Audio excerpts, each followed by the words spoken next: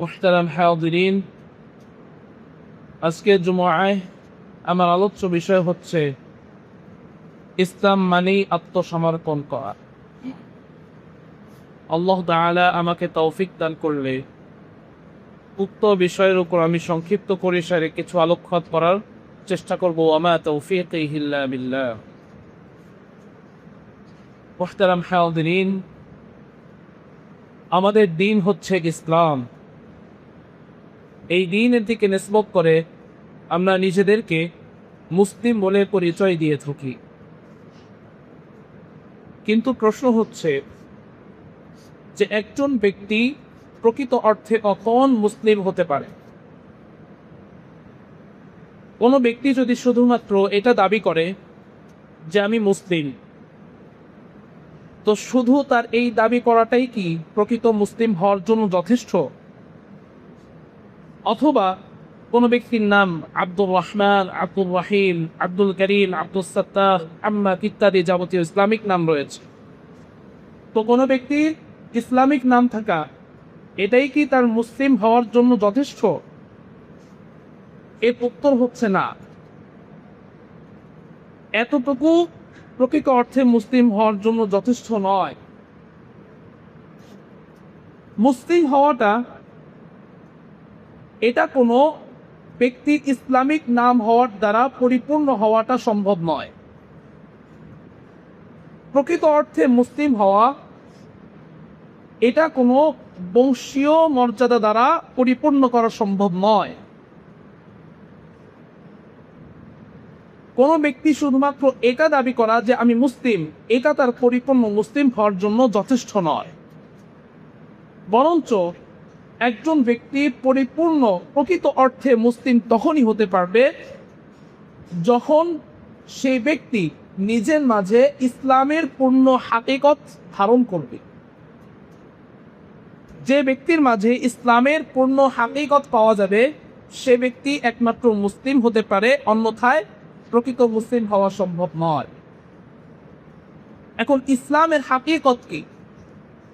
ইসলামের হাকিকত হচ্ছে আল্লাহ তাআলার সামনে নিজের সকল ইচ্ছাকে সমর্পণ করে নেওয়া। এটা হচ্ছে ইসলামের হাকিকত। কেননা ইসলামের প্রকৃত অর্থই হচ্ছে আত্মসমর্পণ করা। ইমাম আত-তাওহীদ শেখুল ইসলাম মুহাম্মদ বিন আব্দুল ওয়াহাব নাজদি রাহিমাহুল্লাহ তিনি তার আল উসুলুস সালাসাহ গ্রন্থে ইসলামের হাকিকত বর্ণনা করতে গিয়ে বলেন, আল ইসলামু হুয়াল ইসতিসলামু লিল্লাহি বিত-তাওহীদ ওয়াল ইনকিয়াদু লাহু বিত-তাআহ ওয়াল বারাআতু মিনাশ শিরকি ওয়া আহলিহি। শেখ মুহাম্মদ বিন আব্দুল ওয়াহাব নাজদি রাহিমাহুল্লাহ বলছেন যে ইসলামের হাকিকত হচ্ছে আল্লাহ তাআলার জন্য তার একত্ববাদের মাধ্যমে, তাওহীদের মাধ্যমে নিজেকে সমর্পণ করে দেওয়া এবং আল্লাহ তাআলার যত নীতিমালা রয়েছে, যত দিক নির্দেশনা রয়েছে, প্রত্যেকটা দিক নির্দেশনার উপর আনুগত্য প্রকাশ করা এবং শিরককারী যারা রয়েছে অর্থাৎ মুশরিক যারা রয়েছে তাদের থেকে নিজেকে মুক্তি ঘোষণা করা। এটা হচ্ছে ইসলামের পূর্ণ হাকিকত। এই কারণে আল্লাহ সুবহানাহু ওয়া তাআলার কাছে একমাত্র গ্রহণযোগ্য দিন হচ্ছে ইসলাম। ইসলামের বাহিরে অন্যান্য যত জাহালতপূর্ণ দিন রয়েছে প্রত্যেকটা দিন আল্লাহ তাআলার কাছে পরিত্যাগযোগ্য। বরঞ্চ আল্লাহ তাআলার কাছে একমাত্র গ্রহণযোগ্য এবং পছন্দনীয় দিন হচ্ছে ইসলাম। আল্লাহ সুবহানাহু ওয়া তাআলা সূরাত আলে ইমরানের 19 নম্বর আয়াতে বলেন, ইন্নাদ দীনা ইনদাল্লাহিল ইসলাম। নিশ্চয়ই আল্লাহ সুবহানাহু ওয়া তাআলার কাছে একমাত্র গ্রহণযোগ্য দিন হচ্ছে ইসলাম। আল্লাহ তাআলা সূরাত আলে ইমরানের 85 নম্বর আয়াতে আরো বলেন, وَمَن يَبْتَغِ غَيْرَ الْإِسْلَامِ دِينًا فَلَن يُقْبَلَ مِنْهُ وهو في الآخرة من الخاسرين। যে ব্যক্তি ইসলাম ব্যতীত অন্য কোনো দিন, অন্য কোনো মতাদর্শকে তালাশ করে, তার থেকে সেটাকে কখনোই গ্রহণ করা হবে না, প্রত্যাখ্যান করা হবে। আল্লাহ সুবহানাহু ওয়া তাআলা সূরাত নিসার মধ্যে আরো বলেন, ومن أحسن دينا ممن أسلم وجهه لله। ওই ব্যক্তির চেয়ে উত্তম দ্বীনের অধিকারী আর কে হতে পারে যে ব্যক্তি আল্লাহ তাআলার জন্য নিজেকে সমর্পণ করে দেয়। সুতরাং আল্লাহ তাআলার জন্য যে ব্যক্তি ইসতিসলাম করবে, নিজেকে যে ব্যক্তি সঁপে দিবে, আত্মসমর্পণ করবে এবং দ্বীন ইসলামের পূর্ণ হাকিকত যে ব্যক্তি লালন করবে, সে ব্যক্তি মুসলিম। কেননা ইসলামই হচ্ছে আল্লাহ সুবহানাহু ওয়া তাআলার কাছে একমাত্র গ্রহণযোগ্য দ্বীন। মুহতারাম হাজিরিন, একটা বিষয় আমাদের কাছে ক্লিয়ার থাকা দরকার যে একজন ব্যক্তির জীবনের শুরু থেকে নিয়ে শেষ পর্যন্ত তার জীবনে গোটা সময়টাই দ্বীনের অন্তর্ভুক্ত থাকে। সে গোটা জীবনে যাই করুক না কেন, যেই কর্ম বাস্তবায়ন করুক না কেন, সেটা কোনো না কোনো দ্বীনের আন্ডারে হয়ে থাকে। হয়তো সেটা দ্বীনে ইসলামের অধীনে হবে, না হয়তো দ্বীনে জাহিলিয়াত বা দ্বীনে কুফরের অধীনে হবে। যে ব্যক্তি আল্লাহ সুবহানাহু ওয়া তাআলার নীতিমালা অনুযায়ী, আল্লাহ তাআলার আহকাম অনুযায়ী, রাসূল সাল্লাল্লাহু আলাইহি ওয়াসাল্লামের সুন্নাহ অনুযায়ী, সাহাবাদের সুন্নাহ অনুযায়ী যে ব্যক্তি নিজের জীবনকে পরিচালনা করবে, সে ব্যক্তি দ্বীনে ইসলামের উপর থাকবে। আর যে ব্যক্তি এর বিপরীতটি গ্রহণ করবে, সে ব্যক্তি দ্বীনে ইসলামের মধ্যে থাকবে না, দ্বীনে জাহিলিয়াত বা দ্বীনে কুফরের মধ্যে থাকবে। আমাদের সমাজে অধিকাংশ মানুষের মাঝে একটা ভ্রান্ত ধারণা প্রবল আকারে ধারণ করে থাকে। সেটা হচ্ছে যে আমাদের সমাজের অনেক মানুষ মনে করে থাকে যে প্রত্যেকটা মানুষের জীবনে দুটো অংশ রয়েছে। একটা অংশ হচ্ছে ধর্মীয় অংশ, আরেকটি অংশ হচ্ছে জাগতিক অংশ। তারা মূলত ধর্মীয় অংশ বলতে বোঝায় নামাজ, রোজা, হজ, যাকাত, দান সদাকাহ করা। অর্থাৎ তারা ধর্মীয় অংশকে কিছু নির্দিষ্ট ইবাদতের মধ্যে সীমাবদ্ধ করে ফেলেছে। তারা মনে করে থাকে ওই নির্দিষ্ট পরিমাণ ইবাদতই হচ্ছে শুধুমাত্র দ্বীনের আওতা রয়েছে, দ্বীনের অন্তর্ভুক্ত, এছাড়া অন্য কোনো কিছু দ্বীনের অন্তর্ভুক্ত নয়।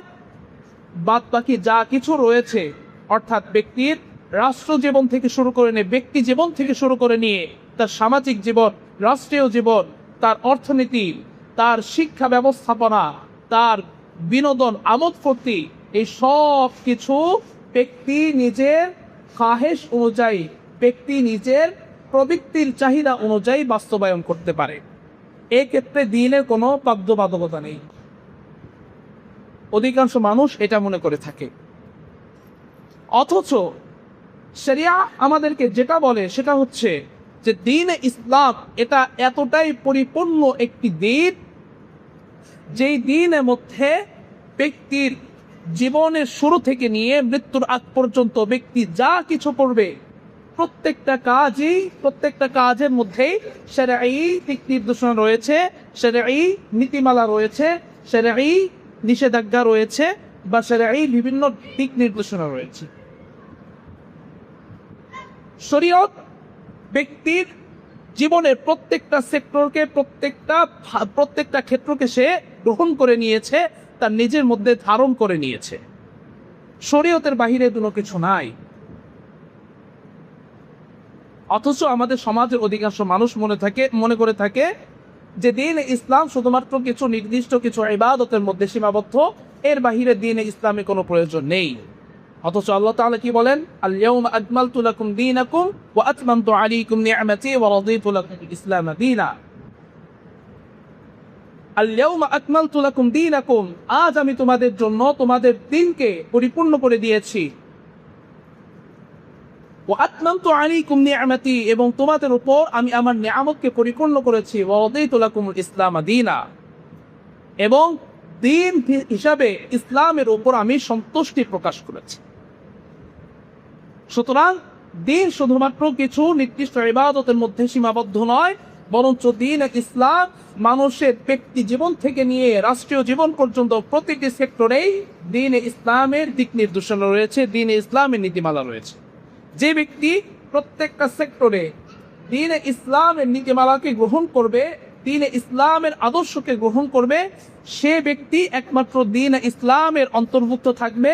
আর যে ব্যক্তি অন্যান্য ক্ষেত্রগুলোতে, যে ব্যক্তি নিজের অন্যান্য ক্ষেত্রগুলোতে দিন ইসলামের বাহিরে অন্য কোনো কিছুকে গ্রহণ করে থাকবে, সে ব্যক্তি দিন ইসলামের অন্তর্ভুক্ত থাকবে না, বরঞ্চ সে দিন জাহিলিয়াত বা দিন কুফরের অধীনে হয়ে যাবে। এই কারণেই দিন ইসলাম যদি আপনি আমি পরিপূর্ণ ধারণ করতে চাই, ইসলামের পূর্ণ হাকিকত যদি আপনি আমি নিজের মাঝে বাস্তবায়ন করতে চাই, তাহলে আল্লাহ সুবহানাহু ওয়া তাআলার প্রত্যেকটি হুকুম আহকাম, রাসূল সাল্লাল্লাহু আলাইহি ওয়াসাল্লামের সুন্নাহ, সাহাবাদের সুন্নাহকে আমাদেরকে পরিপূর্ণরূপে আঁকড়ে ধরতে হবে। তাহলে আপনি আমি দিন ইসলামের পূর্ণ হাকিকতের মধ্যে আসতে পারবো, অন্যথায় আসা সম্ভব নয়। আল্লাহ সুবহানাহু ওয়া তাআলা এবং রাসূল সাল্লাল্লাহু আলাইহি ওয়াসাল্লাম আমাদেরকে যেই পথ ও পদ্ধতি দেখিয়ে দিয়েছেন, যেই নীতিমালাগুলো আমাদেরকে দেখিয়ে দিয়েছেন, এটার মধ্যে চূড়ান্ত সফলতা রয়েছে। এবং এটাকে পালন করা, এটাকে গ্রহণ করা, এই অনুপাতে নিজের জীবনকে পরিচালনা করা, এটাই একজন মুমিনের কর্তব্য, একজন আদর্শবান মুসলিমের কাজ। আল্লাহ সুবহানাহু ওয়া তাআলা সূরাতুন নিসা 65 নম্বর আয়াতে বলেন, ফালা ওয়া রাব্বিকা লা ইউমিনুনা হাত্তা ইউহাক্কিমুকা ফীমা শাজারা বাইনাহুম সুম্মা লা ইয়াজিদু ফী আনফুসিহিম হারাজাম মিম্মা কাযাইতা ওয়া ইউসাল্লিমু তাসলিমা। আল্লাহ তাআলা বলেন, ওই সত্তার কসম, আপনার রবের কসম, ওই ব্যক্তি পরিপূর্ণরূপে মুমিন হতে পারবে না, যে ওই ব্যক্তি ততক্ষণ পর্যন্ত পরিপূর্ণ মুমিন হতে পারবে না যে কিনা যতক্ষণ পর্যন্ত আপনি রাসূল সাল্লাল্লাহু আলাইহি ওয়াসাল্লামকে তাদের ভিতরে যে সকল মতবিরোধপূর্ণ বিষয়টি রয়েছে, এই সকল বিষয়ের মধ্যে আপনাকে যতক্ষণ পর্যন্ত তারা চূড়ান্ত বিচারক হিসাবে গ্রহণ না করতে পারবে, এবং আপনি যে ফয়সালা করবেন এই ফয়সালার উপরে যতক্ষণ পর্যন্ত তারা সন্তুষ্ট না হতে পারবে, এবং যতক্ষণ পর্যন্ত তারা নিজেদেরকে ওই ফয়সালার মধ্যে পরিপূর্ণরূপে সমর্পণ করে দিতে না পারবে, ততক্ষণ পর্যন্ত তারা পরিপূর্ণ মুমিন হতে পারবে না। আল্লাহ সুবহানাহু ওয়া তাআলা আরো বলেন, ওয়ামা কানা লিমুমিনিন ওয়ালা মুমিনাতিন ইযা কাদাল্লাহু ওয়া রাসূলুহু আমরা আন ইয়াকুনা লাহুমুল খিয়ারাতু মিন আমরিহিম ومن يعص الله ورسوله فقد ضل ضلالا مبينا। আল্লাহ সুবহানাহু ওয়া তাআলা সূরাতুল আহজাবের 36 নম্বর আয়াতে বলেন যে কোনো মুমিন নরনারীর জন্য এটা সমীচীন নয় যে যখন আল্লাহ এবং তার রাসূল কোনো বিষয়ে সিদ্ধান্ত দিবে, ফয়সালা গ্রহণ করবে, ফয়সালা দিবে, সেই ফয়সালা দেওয়ার পর সেই বিষয়ে কোনো মুসলিম নরনারী অন্য কোনো এখতিয়ার, অন্য কোনো ইচ্ছা, অন্য কোনো চাহিদাকে প্রকাশ করবে, এটা তাদের জন্য কোনোভাবেই উচিত নয়। যদি তারা এমনটি করে থাকে তাহলে সে আল্লাহ এবং তার রাসূলের বিরোধিতা পোষণ করলো, বিরুদ্ধাচরণ করলো। ওয়া মান ইয়াসিল্লাহা ওয়া রাসূলাহু ফাকাদ দাল্লা দালালাম মুবিনা। আর যে ব্যক্তি আল্লাহ এবং তার রাসূলের অবাধ্যতায় লিপ্ত হবে, সে ব্যক্তি কঠিনভাবে পথভ্রষ্ট। মুহতারাম হাজিরিন, আল্লাহ সুবহানাহু ওয়া তাআলা এই দুই আয়াতের মাধ্যমে আমাদেরকে ইঙ্গিত প্রদান করছেন যে আপনার আমার প্রত্যেকটি বিষয়ের মধ্যে, যে কোনো বিষয় হোক না কেন, প্রত্যেকটি বিষয়ের মধ্যে আল্লাহ রাসূল সাল্লাল্লাহু আলাইহি ওয়াসাল্লামকে চূড়ান্ত বিচারক হিসাবে আমাদের মানতে হবে। অর্থাৎ আল্লাহ সুবহানাহু ওয়া তাআলা যে বিধিবিধান দিয়েছেন, যে বিধিবিধানকে রাসূল সাল্লাল্লাহু আলাইহি ওয়াসাল্লাম আল্লাহ তাআলার পক্ষ থেকে নিয়ে এসেছেন এবং আমাদেরকে শিখিয়েছেন, সেইগুলোকে আমাদের পরিপূর্ণরূপে আঁকড়ে ধরতে হবে।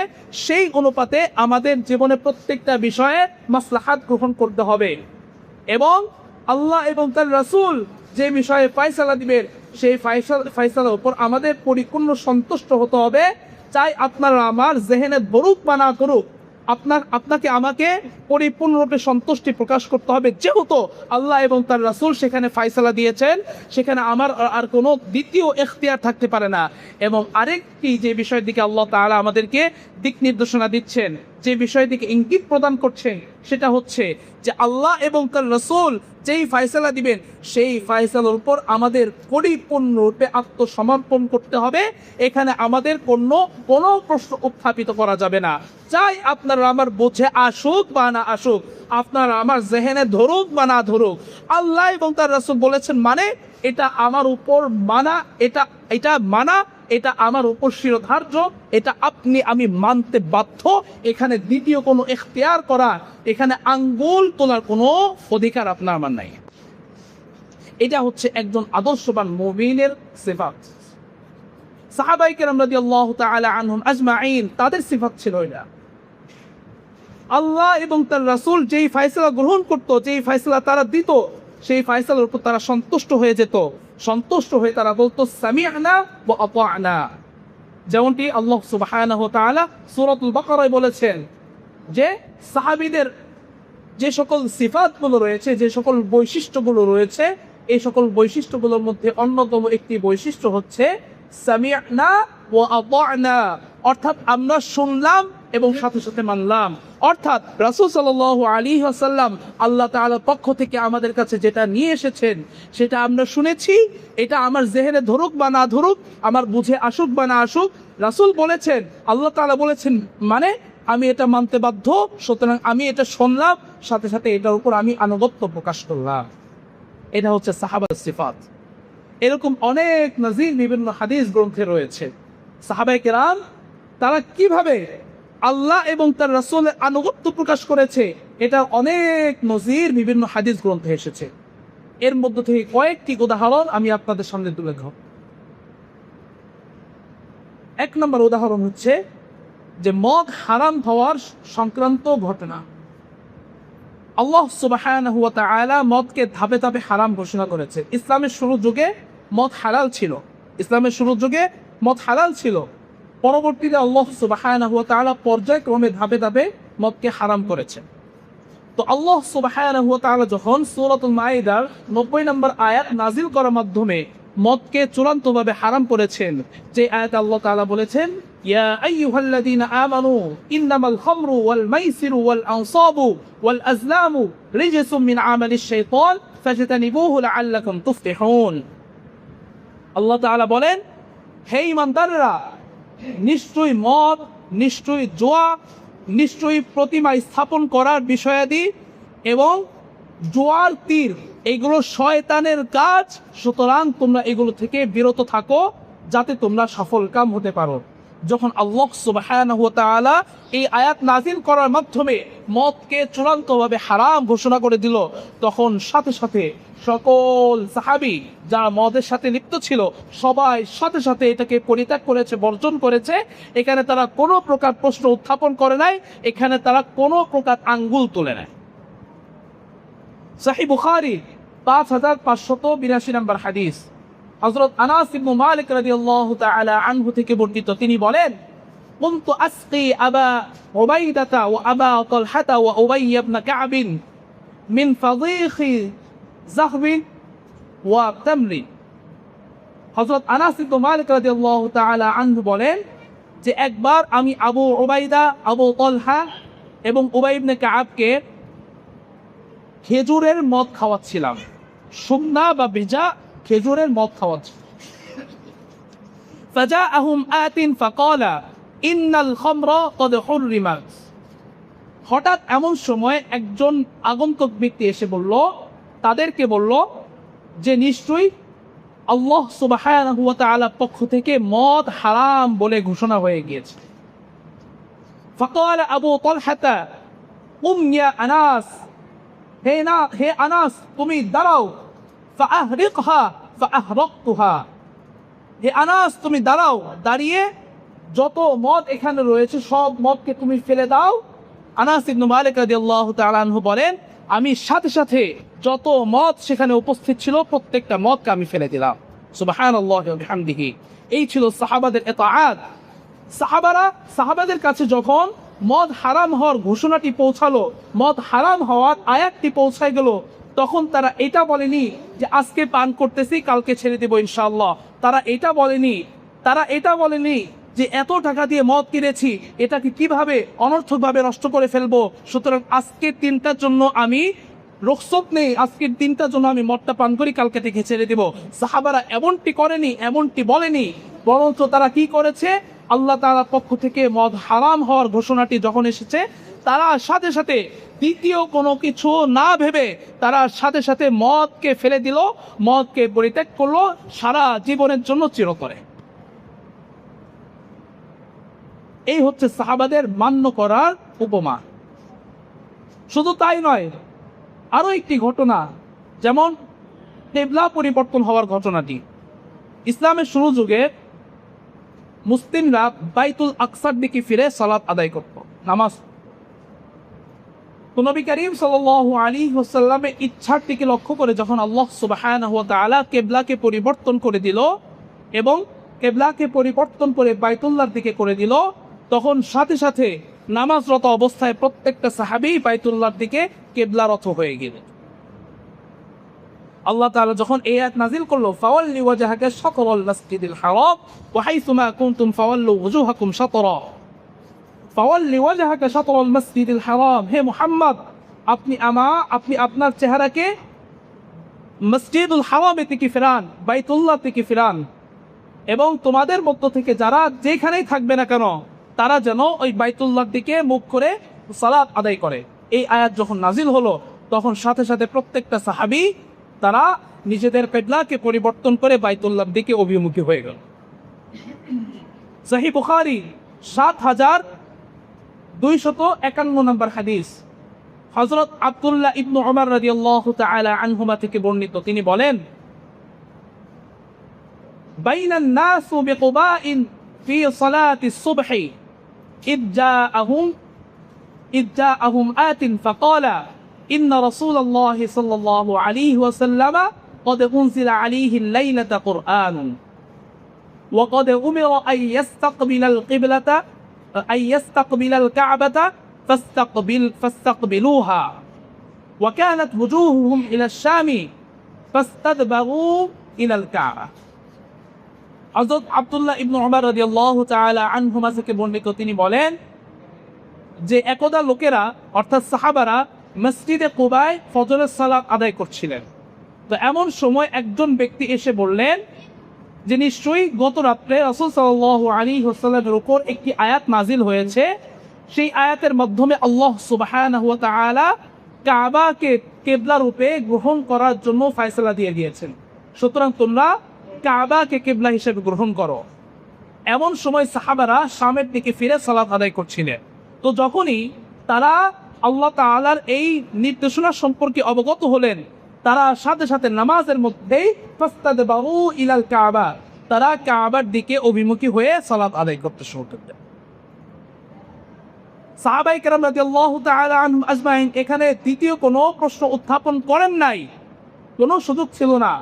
তারা এটা বলেননি যে আজকের মতো এই সালাতটা আদায় করি, ফজর সালাতটা আদায় করি, যোহর থেকে আমরা বাইতুল্লাহ দিকে ফিরে সালাত আদায় করব, তারা এমনটি করেনি। বরঞ্চ যখনই তাদের কানে এই খবরটি পৌঁছালো যে আল্লাহ সুবহানাহু ওয়া তাআলা বাইতুল্লাহকে কিবলা রূপে নির্ধারণ করে দিয়েছেন, তখন তারা সাথে সাথে বাইতুল্লাহর দিকে অভিমুখী হয়ে সালাত আদায় করতে লাগলো। তারা কিবলাকে তাদের পূর্বে যে কিবলাটা ছিল এটাকে পরিবর্তন করেছে। এই হচ্ছে সাহাবাদের মান্য করার উপমা। আরো অনেক ঘটনা রয়েছে, যেমন সুদ হারাম হওয়ার ঘটনা সংক্রান্ত একটি ঘটনা রয়েছে। আল্লাহ সুবহানাহু ওয়া তাআলা সুদকে ধাপে ধাপে হারাম ঘোষণা করেছেন। তো আল্লাহ সুবহানাহু ওয়া তাআলা যখন সূরা বাকারার 278 নম্বর আয়াত নাজিল করার মধ্য দিয়ে সুদকে চিরতরে হারাম করে দিলেন, অর্থাৎ আয়াতটি হচ্ছে ইয়া আইয়ুহাল্লাযীনা আমানুত্তাকুল্লাহা ওয়া যারু মা বাকিয়া মিনার রিবা ইন কুনতুম মুফলিন ফাইন লাম তাফআলু ফা'যানু বিহারবিন মিনাল্লাহি ওয়া রাসূলিহি, হে ঈমানদাররা তোমরা তাকওয়া অবলম্বন করো এবং তোমাদের যে সকল অবশিষ্ট সুদ রয়েছে এই সুদকে তোমরা পরিত্যাগ করো যদি তোমরা মুমিন হয়ে থাকো। আর যদি তোমরা এমনটি না করো তাহলে তোমরা আল্লাহ এবং তার রাসূলের বিরুদ্ধে যুদ্ধ ঘোষণা করো। যখনই এই আয়াতের মাধ্যমে আল্লাহ সুবহানাহু ওয়া তাআলা সুদকে চিরতরে হারাম করে দিল, তখন সাথে সাথে প্রত্যেকটা সাহাবা সুদকে চিরতরে পরিত্যাগ করলো। এবং রাসূল সাল্লাল্লাহু আলাইহি ওয়াসাল্লাম তার কিছুদিনের মাথায় যখন বিদায় হজ্জের সিজন আসলো, বিদায় হজ্জের ভাষণ তিনি দিলেন। এই বিদায় হজ্জের ভাষণ দেওয়ার মাধ্যমে তিনি সুদকে আরো কঠোরভাবে হারাম বলে ঘোষণা করে দিলেন এবং চিরতরে রহিত করে দিলেন। সহিহ মুসলিমের 1218 নম্বর হাদিস, হযরত জাবির ইবনে আব্দুল্লাহ রাদিয়াল্লাহু তাআলা আনহু থেকে বর্ণিত, তিনি বলে যে রাসূল সাল্লাল্লাহু আলাইহি ওয়াসাল্লাম বিদায় হজ্জের দীর্ঘ ভাষণ দিয়েছেন। এই দীর্ঘ ভাষণের মধ্যে একটা পয়েন্ট এটাও ছিল, আলা ওয়া ইন্না কুল্লা রিবাম মিন রিবাল জাহিলিয়াতি মাওদুউন ওয়া আউয়ালু রিবান আযউ মিন রিবানা রিবাল আব্বাস ইবনে আব্দুল মুত্তালিব ফাইন্নাহু মাওদুউন কুল্লু। নবী করিম সাল্লাল্লাহু আলাইহি ওয়াসাল্লাম বলছেন, হে আমার সাহাবারা, তোমরা শুনে রাখো, জাহিলি যুগের প্রত্যেকটি সুদ আজ থেকে বাতিল হয়ে গিয়েছে, আমি বাতিল করে দিলাম। সুতরাং আমি সর্বপ্রথম যে সুদকে বাতিল বলে ঘোষণা করছি সেই সুদটি হচ্ছে আব্বাস, আমার চাচা আব্বাস ইবনে আব্দুল মুত্তালিব রাদিয়াল্লাহু তাআলা আনহুর যে সুদটা ছিল, এই সুদটাকে আমি সর্বপ্রথম বাতিল বলে ঘোষণা করে দিলাম। এর সাথে সাথে সুদের যত কারুকার্য রয়েছে, যত সুদের প্রকার রয়েছে, সব সুদকে আমি রহিত করে দিলাম। রাসূল সাল্লাল্লাহু আলাইহি ওয়াসাল্লামের এই রহিত করার মাধ্যমে, আল্লাহ তাআলার হারাম ঘোষণা করার মাধ্যমে প্রত্যেকটা সাহাবা, প্রত্যেকটা সালাফগণ এই সুদকে পরিপূর্ণরূপে পরিত্যাগ করে দিয়েছেন। তারা কখনো সুদের সাথে আর কোনোদিন জড়িত হয়নি। এরকম আরো অনেক নাজায়ের রয়েছে, সাহাবারা কিভাবে আল্লাহ সুবহানাহু ওয়া তাআলার ফয়সালা এবং রাসূল সাল্লাল্লাহু আলাইহি ওয়াসাল্লামের ফয়সালার সামনে নিজেদেরকে পরিপূর্ণরূপে আত্মসমর্পণ করে দিয়েছিলেন, কিভাবে সঁপে দিয়েছিলেন। এরকম আরো অনেক নজির, আরো অনেক ঘটনা বিভিন্ন হাদিস গ্রন্থে রয়েছে। সুতরাং ইসলামের পূর্ণ হাকিকতি হচ্ছে আল্লাহ তাআলার সামনে নিজের ইচ্ছাকে পরিপূর্ণরূপে সঁপে দেওয়া, নিজের ইচ্ছাকে পরিপূর্ণরূপে সঁপে দেওয়া।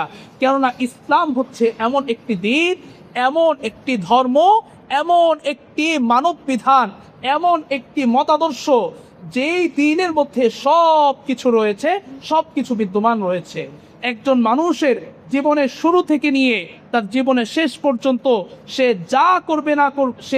যা কিছু করবে না করবে, প্রত্যেকটা কাজের মধ্যে, প্রত্যেকটা সেক্টরের মধ্যে, প্রত্যেকটা ক্ষেত্রে শরঈ নীতিমালা রয়েছে, শরঈ দিক নির্দেশনা রয়েছে। সুতরাং ইসলামের প্রত্যেকটি বিধিবিধান আল্লাহ সুবহানাহু ওয়া তাআলার পক্ষ থেকে যা নাজিল হয়েছে, যা রাসূল সাল্লাল্লাহু আলাইহি ওয়াসাল্লাম আমাদের কাছে পৌঁছে দিয়েছেন, সাহাবারা যেগুলো আমাদেরকে শিক্ষা দিয়েছেন, আমাদের কাছে পৌঁছে দিয়েছেন, এইগুলোকে পরিপূর্ণরূপে মান্য করা, এইগুলোকে নিজের মধ্যে পরিপূর্ণরূপে ধারণ করা, এইগুলোর হাকিকত সম্পর্কে পরিপূর্ণরূপে জ্ঞান নেওয়া, এটা হচ্ছে ইসলামের পরিপূর্ণ হাকিকত। এটাই হচ্ছে একজন মুসলিম, আদর্শবান মুসলিমের পরিচয়।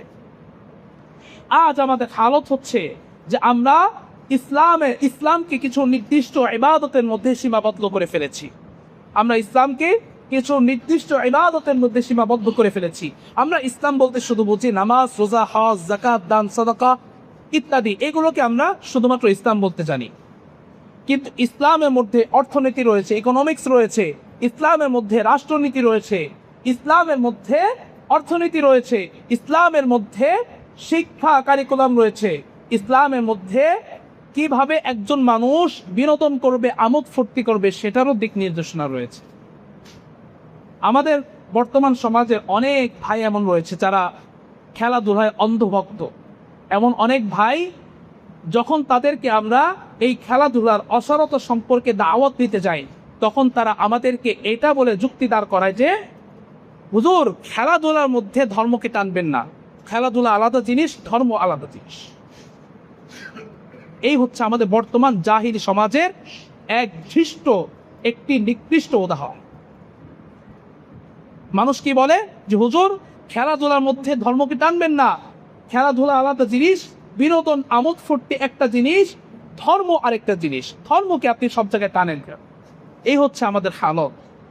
অথচ খেলাধুলার মধ্যেও শরঈ নীতিমালা রয়েছে, শরঈ দিক নির্দেশনা রয়েছে।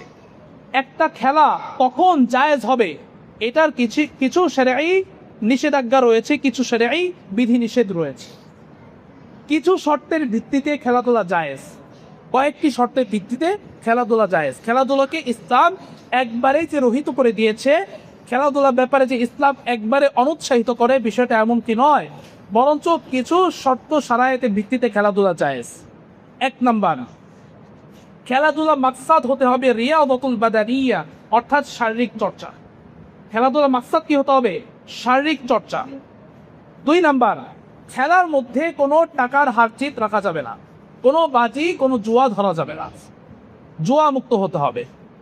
3 নাম্বার, খেলাধুলা তখন জায়েজ হবে যখন খেলাধুলার মধ্যে শরিয়াহ লঙ্ঘিত হয় এমন কোনো বিষয় না থাকে, অর্থাৎ খেলাধুলার ক্ষেত্রেও আপনার সতর্কে পরিপূর্ণ থাকতে হবে এবং এমন কোনো কাজ করা যাবে না যেটা শরিয়াত বহির্ভূত।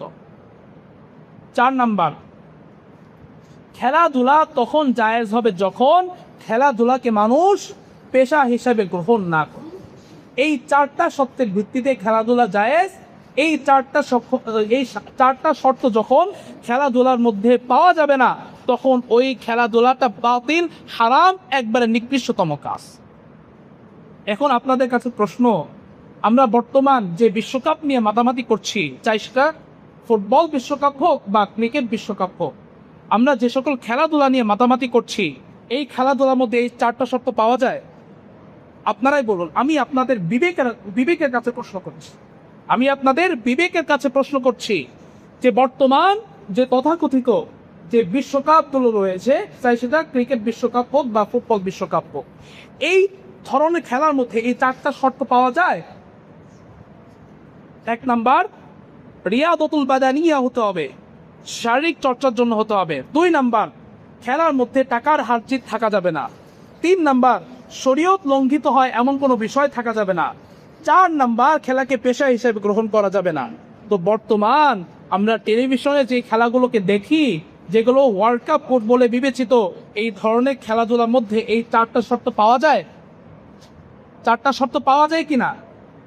যদি 4টা শর্ত পাওয়া যায় তাহলে তো জায়েজ হয়ে যেত। 4টা শর্ত যদি না পাওয়া যায় তাহলে খেলাটা সম্পূর্ণ হারাম, সম্পূর্ণ হারাম। শরিয়ার উসুল হচ্ছে, মূলনীতি হচ্ছে, ইদা ফাতা শর্তু ফাতাল মাশরুত, যখন শর্ত পাওয়া যাবে না তখন শর্তকৃত বিষয়ও পাওয়া যাবে না। অর্থাৎ একটা বিষয় হালাল হওয়ার জন্য যেই শর্তগুলো দরকার ছিল, সেই শর্তগুলো যতক্ষণ পর্যন্ত পাওয়া যাবে ততক্ষণ পর্যন্ত ওই বিষয়টি হালাল। যখন শর্ত পাওয়া যাবে না তখন ওই কাজটি হারাম, ওই কাজটি বাতিল, ওই কাজটি পরিত্যাগযোগ্য হয়ে যায়। সুতরাং আমরা টেলিভিশনে যে খেলাগুলো দেখি, এই খেলাগুলোর মধ্যে যেহেতু এই 4টি শর্ত পাওয়া যাচ্ছে না বিধায় এই খেলাটা হারাম, এই খেলাটা নাজায়েজ, এই খেলা সমর্থন করাও হারাম। আর শরিয়ার উসুল হচ্ছে, যেই কাজ করা হারাম সেই কাজ দেখাও হারাম, যেই কাজ করা হারাম সেই কাজ দেখাও হারাম, সেই কাজকে সমর্থন করাও হারাম। এবং ওই কাজ, যেই কাজটি শরঈ নীতিমালা অনুযায়ী, শরঈ দিক নির্দেশনা অনুযায়ী উলামায়ে কেরামের ইজমা দ্বারা যে কাজটি হারাম বলে সাবেত হয়, সেই কাজকে যদি কেউ হারাম না বলে হালাল করতে চায় তাহলে এই ব্যক্তির সাথে সাথে কাফের হয়ে যায়, সে ব্যক্তির সাথে সাথে মুরতাদ হয়ে যায়। উলামায়ে কেরামের ইজমা দ্বারা সাবেত, আপনি ঘাটাঘাটি করুন, উলামায়ে কেরামের ইজমা দ্বারা সাবেত। এমনকি সৌদি আরবের যে আন্তর্জাতিক ফতোয়া বোর্ড রয়েছে, এই আন্তর্জাতিক ফতোয়া বোর্ডের প্রত্যেকটি উলামায়ে কেরাম এই ব্যাপারে একমত যে বর্তমান টেলিভিশনে যেই খেলাগুলো আমাদেরকে দেখানো হয়, এই খেলাগুলো সম্পূর্ণরূপে হারাম। কেননা হালাল হওয়ার যত শর্ত ছিল এই শর্তগুলো এখানে পাওয়া যায় না বিধায় এই কাজগুলো হারাম। সুতরাং যেই কাজটা হারাম হওয়াটা স্পষ্ট, যেই কাজটি হারাম হওয়াটা স্পষ্ট হওয়ার পরেও যে ব্যক্তি ওইটাকে হারাম বলে না জানবে, সে যদি ওইটাকে হারাম বলে না জানে, সে যদি ওটাকে নিজের যৌক্তিকতার আলোকে নিজে সেটাকে যদি সে হালাল বলে জানে, তাহলে সে ব্যক্তি সাথে সাথে কাফের হয়ে যাবে, সে ব্যক্তি সাথে সাথে মুরতাদ হয়ে যাবে। সুতরাং এই ধরনের বেহায়াপনা কাজকে, এই ধরনের অনৈতিকপূর্ণ কাজকে, এই ধরনের হারাম কোনো কাজকে সমর্থন একজন মুসলিম কোনোভাবেই করতে পারে না। আমাদের বর্তমান বিশেষ করে বাংলাদেশের মানুষরা এতটাই অন্ধভক্ত হয়ে গিয়েছে। সেদিন সোশ্যাল মিডিয়া আমি দেখতেছি একজন ব্যক্তি বলতেছে যে মেসি আমার বাপ লাগে। আল্লাহ ইয়াজবিন, কি বলছে? মেসি আমার বাপ লাগে, মেসি আমাকে রিজিক দেয়, মেসির জন্য আমি হাসতে হাসতে হিন্দু হতেও রাজি আছি। আল্লাহ ইয়াজবিল্লাহ। এখন বলে এই ব্যক্তির মাঝে আদৌ ঈমান আছে কি নাই? ঈমান আছে? ব্যক্তির মাঝে ঈমান নাই। বরঞ্চ সহিহ বুখারী সহিহাইনের একটা হাদিস আছে, এমন হাদিসের সারমর্ম হচ্ছে যে ব্যক্তি নিজের পিতাকে ছাড়া অন্য কাউকে পিতা হিসাবে স্বীকৃতি দিল, সে ব্যক্তি নিজের ঠিকানা জাহান্নামে বানিয়ে। তাহলে যে ব্যক্তি বলল যে আমার জন্য মেসি হচ্ছে আমার পিতা স্বরূপ, আমার পিতার চাইতে আমার নিজের আপন জন্মদাতা পিতার থেকেও আমার কাছে ইম্পর্টেন্ট হচ্ছে মেসির জন্য আমি হাসতে হাসতে আমার ধর্ম ত্যাগ করে হিন্দু হতেও রাজি আছি, তাহলে এই ব্যক্তি কোনোভাবে মুমিন থাকতে পারে? কোনোভাবে মুমিন থাকতে পারে না। এই ব্যক্তি সাথে সাথে কাফের হয়ে গেছে, সে মুরতাদ হয়ে গিয়েছে, তার উপর কতল ওয়াজিব হয়ে গিয়েছে। যদি ইসলামী শরিয়াত থাকতো তাহলে একে সাথে সাথে কতল করে ফেলা। সুতরাং আমি আপনাদেরকে উদাহরণ আহ্বান জানাবো যে আপনারা এই জাহালত থেকে, এই অন্ধকার থেকে ফিরে আসুন, প্রকৃত ইসলামকে নিজের মাঝে ধারণ করুন। যদি আপনি মুমিন হতে চান, যদি আপনি চান আপনার হাসর নাসর নবীদের সাথে, সিদ্দিকীনদের সাথে, শুহাদাদের সাথে, সাহাবাদের সাথে হোক, তাহলে আপনি এই অন্ধকার জগৎ থেকে ফিরে আসুন, আপনি হেদায়েতের দিকে আসুন, আপনি আলোর পথে ফিরে আসুন। যদি আপনি চান আপনি কাল হাসরের ময়দানে নবীদের সাথে থাকবেন, সিদ্দিকীনদের সাথে থাকবেন, শুহাদাদের সাথে থাকবেন। আর যদি আপনি এটা না করেন তাহলে ওয়াল্লাহি, আল্লাহর কসম, আপনি আজ যাদেরকে ভালোবেসে অন্ধকারে ডুবে আছেন, যাদেরকে ভালোবেসে আপনি ইসলামের নীতিমালাকে লঙ্ঘন করছেন, ওয়াল্লাহি, আল্লাহর কসম, কাল হাসরের ময়দানে তার হাসর নাসর আপনার সাথেই হবে। কেননা নবী করিম সাল্লাল্লাহু আলাইহি ওয়াসাল্লাম বলেছেন, আল মারউ মা'a মান আহাব্বা, যে ব্যক্তি যাকে ভালোবাসবে, চাই সেই ভালোবাসাটা যেই দৃষ্টিকোণ থেকেই হোক না কেন, যে ব্যক্তি যাকে ভালোবাসবে, কাল হাসরের ময়দানে তার হাসর নাসর, তার হিসাব, তার স্থান ওই ব্যক্তির সাথেই হবে। সুতরাং যে ব্যক্তি কোনো কাফেরকে ভালোবাসবে, কোনো ইহুদিকে ভালোবাসবে, কোনো নাসরাকে ভালোবাসবে, তার হাসর নাসর ওই ইহুদি, নাসরা, খ্রিস্টানদের সাথে হবে, কাফেরদের সাথে হবে। আর যে ব্যক্তি এই অন্ধকার থেকে ফিরে এসে প্রকৃত ইসলাম ধারণ করবে, প্রকৃত হেদায়েতের পথে যে ব্যক্তি ফিরে আসবে, তার হাসর নাসর ওয়াল্লাহি নবীদের সাথে হবে, সিদ্দিকীনদের সাথে হবে, শুহাদাদের সাথে হবে, সাহাবাদের সাথে হবে ইনশাআল্লাহুল আজিজ।